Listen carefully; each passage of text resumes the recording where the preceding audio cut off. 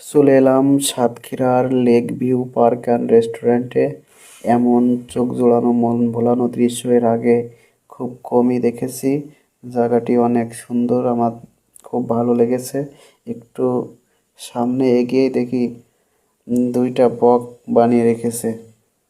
সেটা দেখেই আমি দ্রুত সেটির কাছে চলে গেলাম এবং সেটা দেখতে আমার কাছে সত্যি খুব ভালো লেগেছে।